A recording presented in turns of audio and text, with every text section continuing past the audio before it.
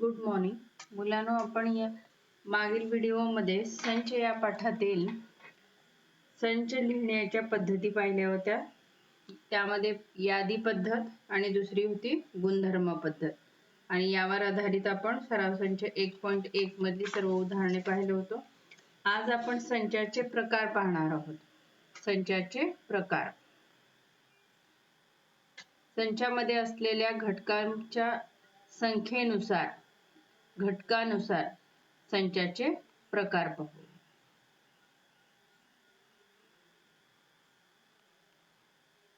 त्यामध्ये पहिला प्रकार आहे एक घटक संच.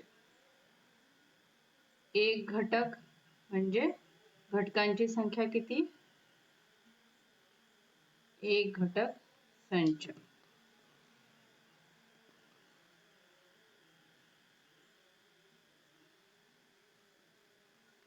एक घटक संच यामध्ये एक आणि एकच घटक म्हणजे ज्या संचात फक्त एकच घटकाचा समावेश असतो त्या संचास एक घटक संच म्हणतात. म्हणजे किती? घटक एक असलेल्या संचास एक घटक संच असे म्हणतात. आता उदाहरणार्थ ए हा संच आहे, त्यामध्ये एक हा घटक आहे. हा झाला यादी पद्धतीने. आपण गुणधर्म पद्धतीने एक उदाहरण बघूया. मागे पाहिलेलं बी संच बी चे घटक एक्स असे आहेत की एक्स हा सममूळ संख्या आहे. सममूळ संख्या आहे. आता सममूळ संख्या किती आहेत? फक्त एक आहे, ती म्हणजे 2.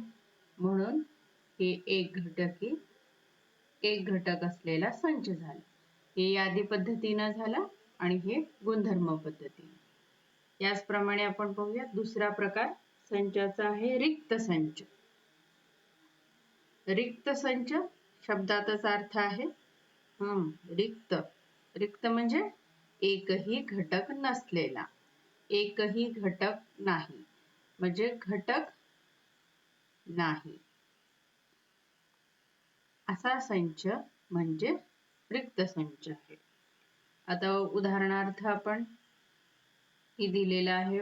आपण गुणधर्म पद्धतीने संच ए चे घटक एक्स असे आहेत की एक्स हा कोणाचा घटक आहे? नैसर्गिक संख्येचा घटक आहे. नैसर्गिक संख्येचा घटक आहे आणि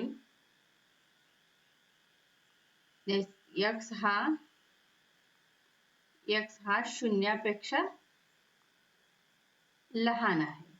शून्यापेक्षा लहान आहे म्हणजे तो घटक नैसर्गिक संख्येत येतो का?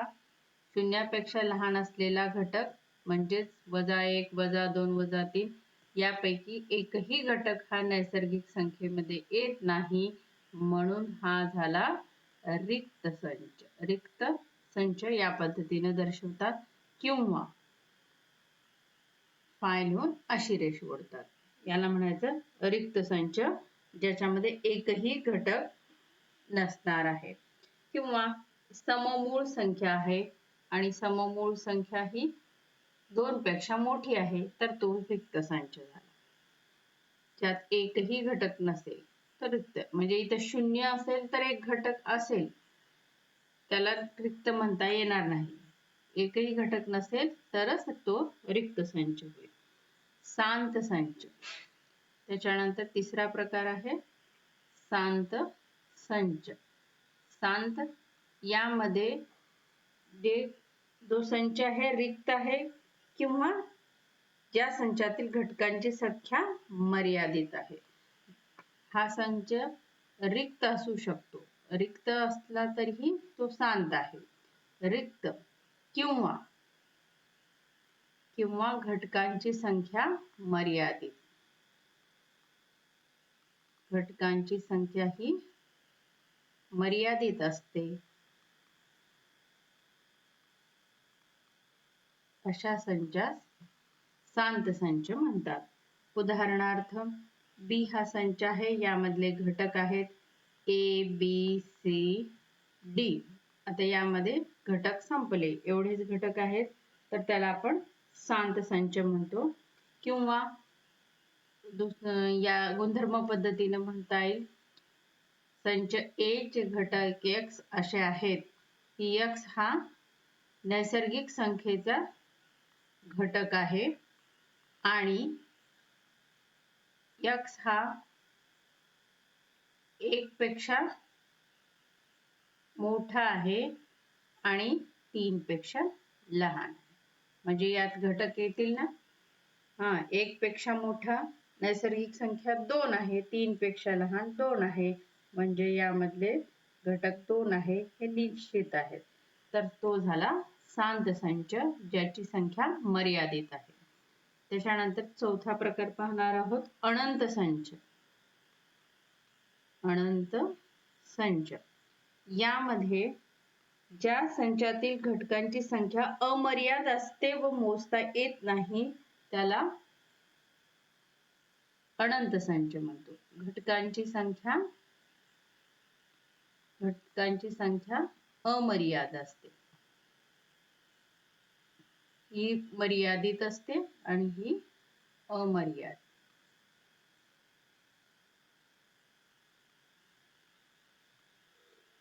अमर्याद असते अशा संचाला अनंत संच म्हणतात. उदाहरणार्थ आपण पाहिले नैसर्गिक संख्यांचा संच, मूळ संख्यांचा संच, पूर्णांक संख्यांचा संच.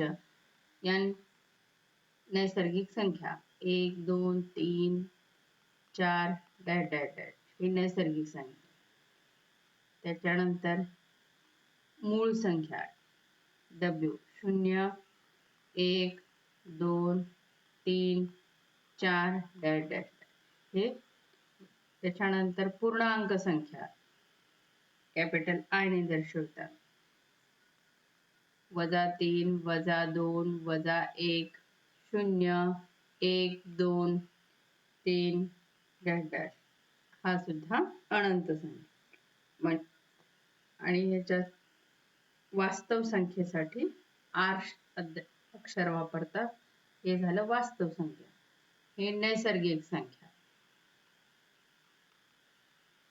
हे पूर्ण संख्या आणि या आहेत पूर्णांक संख्या. पूर्णांक संख्या आणि हे आर आहे वास्तव संख्या. या सर्व संख्या ह्या वास्तव संख्या आहेत.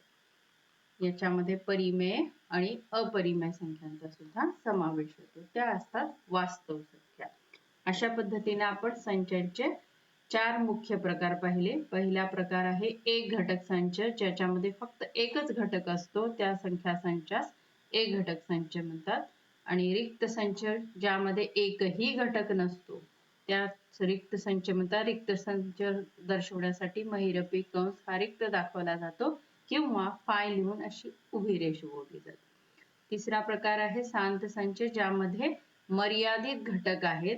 रिक्त संच सुद्धा शांत संच होतो आणि यामध्ये मर्यादित घटक असतील तरीही तो शांत संच आहे. अनंत संच, ज्यामध्ये घटकांची संख्या ही अमर्याद असते. अमर्याद म्हणजे आपण पुढे डॅश डॅश डॅश लिहितो तेव्हा ती संख्या सांगता येत नाही निश्चित, अशा प्रकारच्या संचाला अनंत संच म्हणतात. ठीक आहे. आणखीन आता याच्यामध्ये 2 संचांचं वर्गीकरण करत असताना आपण आणखीन एक प्रकार सांगतो, तो म्हणजे समान संच. समान संच, जेव्हा 2 संचातील घटक हे सारखेच असतात, त्यांचा क्रम मागे पुढे असला तरी हरकत नाही, परंतु घटक मात्र समान असतात, तेव्हा ते असतात समान संच. एक उदाहरण पाहूया आपण. समान संच.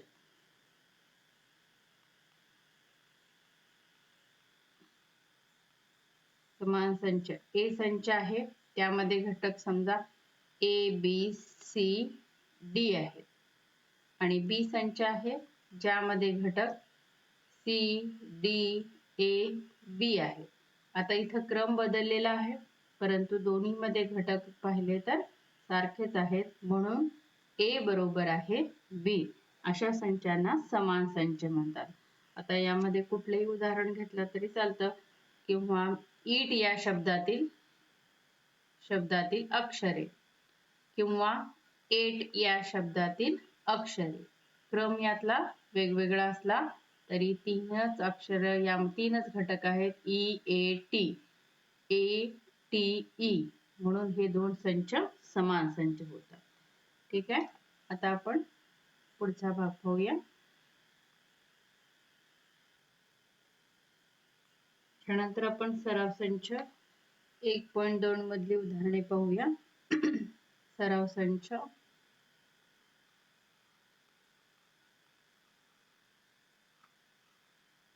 1.2. पहिलं उदाहरण आहे, पुढील पैकी कोणते संच, यासाठी तुम्ही पुस्तक समोर धरून पाहू शकता उदाहरण. पुढील पैकी कोणते संच समान आहेत व कोणते नाहीत ते सहकारण लिहा. पहिला संच दिलेला आहे. संच A चे घटक x असे आहेत की x 3x वजा 1 बरोबर आहे 2. त्याच्यानंतर दिलाय दुसरा संच B. B हा संच B असा आहे, चे घटक x असे आहेत की x नैसर्गिक संख्या आहे. x नैसर्गिक संख्या आहे पण मूळही नाही व संयुक्त नाही. मूळही नाही व संयुक्तही नाही असा संच आहे. आता ते तुम्ही गुणधर्म पद्धतीचे यादीत रूपांतर करायचंय. त्याच्यानंतर B संच C, त्याच्यानंतरचा C संच B झाला. आता पाहणार C संच C संच C चे घटक x असा आहे की x हा नैसर्गिक संख्येचा घटक आहे आणि x 2 पेक्षा लहान आहे. ठीक आहे. हे सर्व दिलेले आहेत घटक हे गुणधर्म पद्धतीने. आता आपण ह्या प्रत्येक संचाचं रूपांतर यादी पद्धतीत करू आणि मग तुलना करूया. पहिल्या संचामध्ये घटक दिलेला आहे. संच A हा संच A चे घटक x असे आहेत की x 3x वजा 1. पहिलं उदाहरण सोडून घेऊ आपण. 3x वजा 1 बरोबर 2. तर आपण समीकरण आहे, समीकरण दिलेलं आहे, सोडून घेऊ. 3x बरोबर वजा 1 इकडे आले 2 अधिक 1 म्हणजेच 3x बरोबर 3 आणि x बरोबर हे गुणाकारातले इकडे जातील भागाकारात 3/3 म्हणजेच x ची किंमत किती आली 1. म्हणजेच संचामध्ये संच A मध्ये असलेले घटक हा x ची किंमत आहे ते म्हणजे 1 आहे. संचामध्ये एकच घटक आहे तो म्हणजे 1 आहे. त्याच्यानंतर पाहूया संच B. आता संच B चं वर्णन गुणधर्म वाचा. संच B चे घटक x असे आहेत की x नैसर्गिक संख्या आहे. नैसर्गिक संख्या म्हणजे कोणत्या 1 2 3 4 5. पण मूळही नाही. पण x मूळही नाही आणि व संयुक्तही नाही.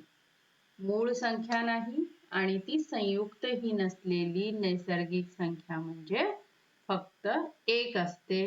2 पासून होणाऱ्या सर्व संख्या ह्या काय असतात, सर्व मूळ आणि संयुक्त संख्या असतात. 1 ही संख्या ही काय आहे, ती मूळही नाही आणि संयुक्त नाही.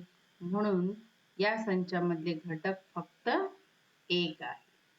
त्याच्यानंतर तिसरा संच सी.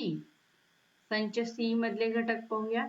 संच सी काय सांगतो? संच सी चे घटक x असे आहेत की x हा नैसर्गिक संख्येचा घटक आहे. नैसर्गिक संख्येचा म्हणजे 1 2 3 4 5.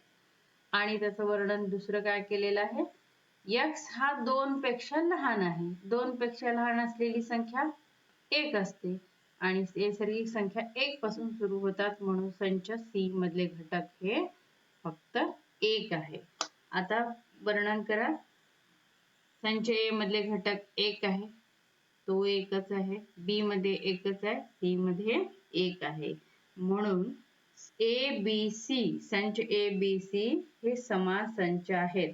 कारण त्याचं कारण सकारण लिहा म्हटलंय, म्हणून काय म्हणता येईल? म्हणून संच ए कॉमा संच बी व संच सी समान संच आहेत. समान संच आहेत.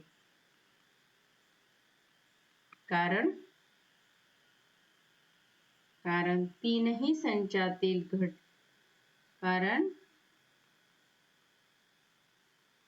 तीनही संचातील एक हा घटक समान आहे. एक हा घटक समान आहे म्हणजे सर्व संचात तोच आहे, समान आहे.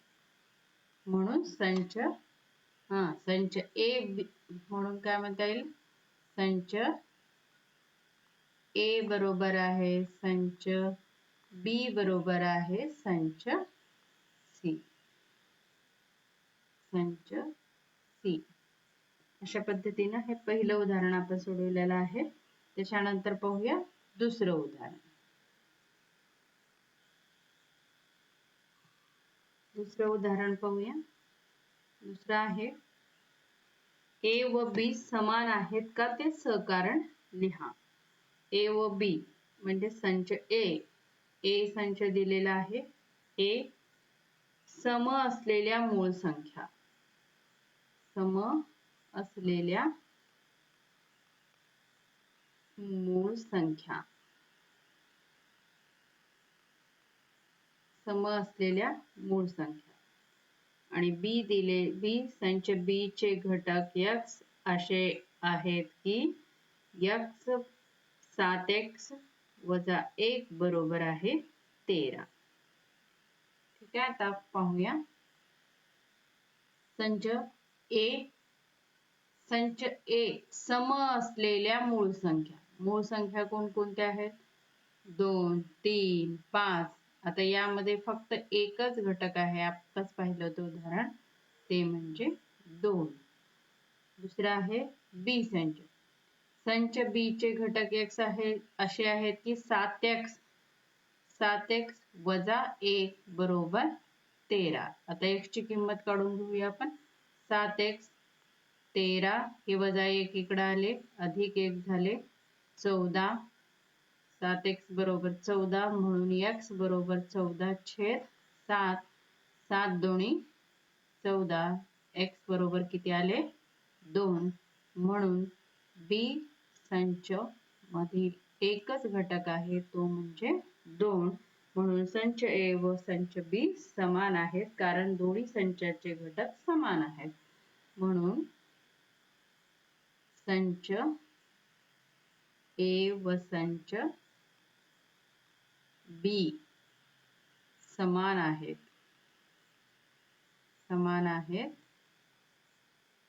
कारण दोन्ही संचाचे घटक समान आहेत.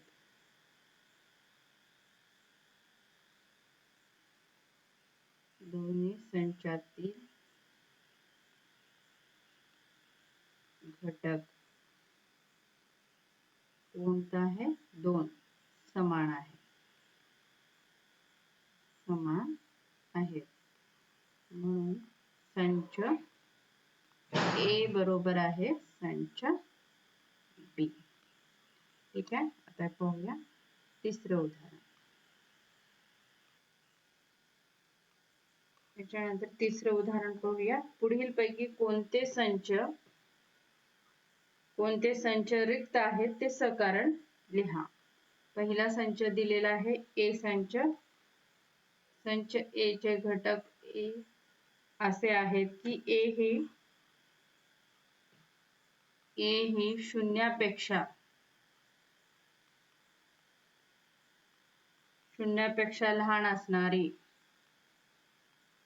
लहान असणारी नैसर्गिक संख्या आहे. बी, आता शून्यापेक्षा लहान असणारी नैसर्गिक संख्याला आपण लगेच त्याचं उत्तर लिहूया.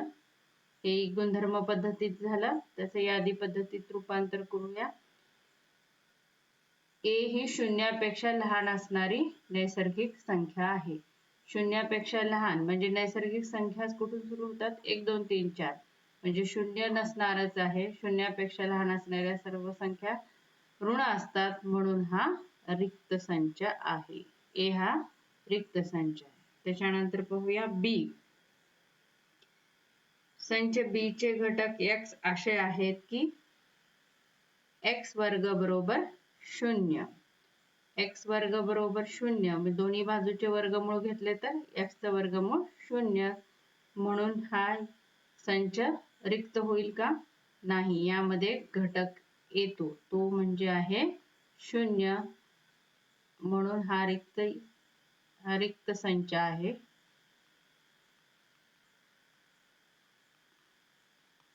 आणि हा रिक्त संच नाही. एक घटकी संच आहे. रिक्त संच नाही. त्याच्यानंतर पाहू तिसरं उदाहरण. तिसरं सी. संच सी चे घटक असे आहेत की 5x - 2 बरोबर 0 आणि x हा नैसर्गिक संख्येचा घटक आहे. आता इथं समीकरण सोडून घेऊ. x ची किंमत काढू. 5x - 2 बरोबर 0, म्हणून 5x बरोबर वजाचे इकडे गेले अधिक 2 झाले x बरोबर 2/5. याला पूर्णांकात लिहून दशांशात काढू शकतो. x बरोबर 5 ने भाग द्या. भाग जात नाही 0. 5 × 20 0.4. आता इथं पुढे काय वर्णन केले गुणधर्मामध्ये? x हा नैसर्गिक संख्येचा घटक आहे, पण 0.4 ही संख्या नैसर्गिक संख्या नाही. 0.4 ही नैसर्गिक संख्या नाही, म्हणून संच सी हा रिक्त संच आहे.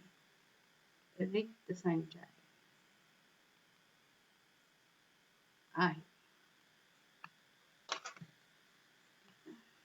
त्याच्यानंतर शेवटचं चौथं उदाहरण पाहूया.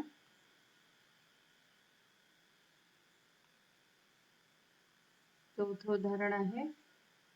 पुढील पैकी कोणते संच शांत व कोणते अनंत आहेत हे सकारण लिहा. पहिला उदाहरण आहे त्याच्यातलं. पहिलं संच ए चे घटक x असे आहेत की x ही 10 पेक्षा लहान आहे आणि x ही नैसर्गिक संख्या आहे. नैसर्गिक संख्या. आता x चे नैसर्गिक संख्या 1 2 3 4 म्हणजे याच्यात घटक कोणकोणते येतात? 10 पेक्षा लहान 1 2 3 कुठपर्यंत येतात? 9 पर्यंत. म्हणजे इथं मर्यादित संख्या आहे, म्हणून हा कसा संच झाला? शांत संच. शांत संच आहे. ए हा शांत संच आहे. त्याच्यानंतर आपण दुसरे उदाहरण पाहूया. संच बी चे घटक y असे आहेत की y - 1 पेक्षा लहान आहे. y ही पूर्णांक संख्या आहे. y ही पूर्णांक संख्या आहे. आता यामध्ये घटक कोणकोणते येतात? -1 पेक्षा लहान म्हणजे -2, -3, -4 असे अनंत घटक येतात. म्हणून हा संच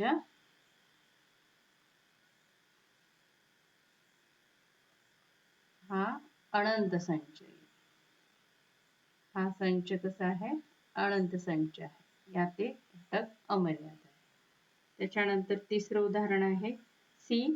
तुमच्या शाळेतील 9वी मधील सर्व विद्यार्थ्यांचा संच. सी संच कसा झाला? 9व्या वर्गात किती संख्या आहे हे आपण निश्चित सांगू शकतो. म्हणून संच सी हा शांत संच आहे.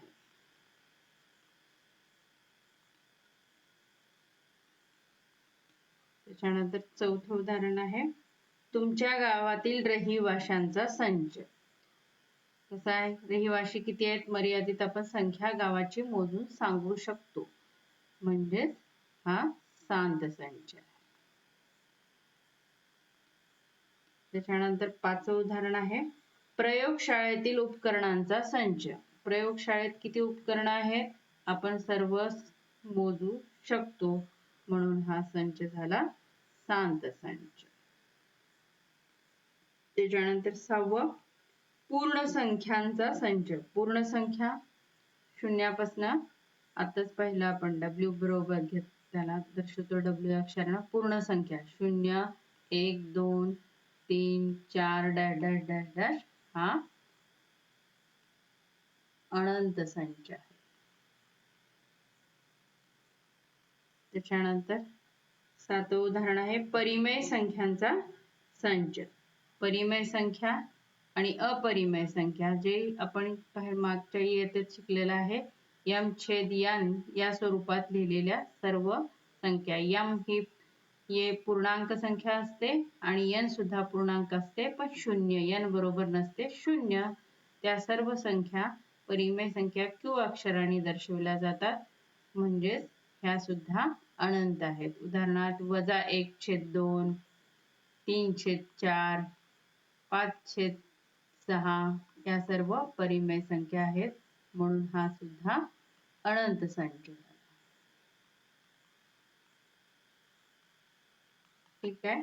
पुढच्या तासाला आपण वेण आकृत्या म्हणजे काय आणि त्यामध्ये संच कसे दर्शवले जातात ते पाहूया.